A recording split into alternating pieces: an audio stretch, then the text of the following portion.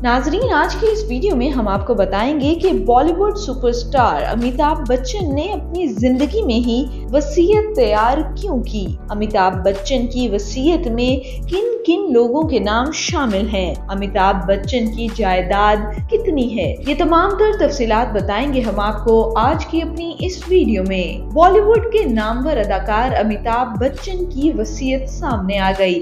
भारतीय मीडिया के मुताबिक बॉलीवुड के नामवर अदाकार अमिताभ बच्चन ने अपनी करोड़ों रुपए के असासों की वसीयत की तफसीलात जारी कर दी।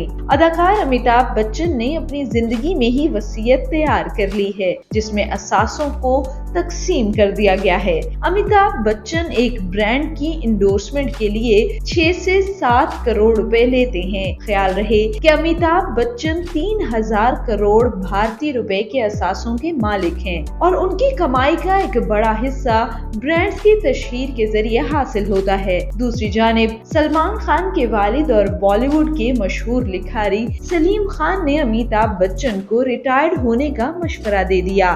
सलीम खान का कहना था कि अमिताभ बच्चन को अब रिटायर्ड हो जाना चाहिए। उन्होंने अपनी जिंदगी में वो सब हासिल कर लिया है जो उन्हें करना चाहिए था और अब उन्हें जिंदगी के चंद साल खुद को देने चाहिए। उन्होंने मजीद कहा कि अमिताभ बच्चन ने पेशा वाराना तौर पर शानदार इनिंग्स खेली, उन्होंने बहुत अच्छा काम किया, लिहाजा अब उन्हें इस दौड़ से खुद को बाहर कर लेना चाहिए और रिटायर हो जाना चाहिए। अब हम आपको बताते हैं कि अमिताभ बच्चन ने अपनी जायदाद किस किस के नाम की। भारतीय अदाकार अमिताभ बच्चन की वसीयत के मुताबिक उनके दोनों बच्चों को जायदाद में बराबर का हिस्सा मिलेगा, जिसमें उनकी बेटी श्वेता बच्चन और अभिषेक बच्चन को फीकस 1500 करोड़ रुपए मिलेंगे।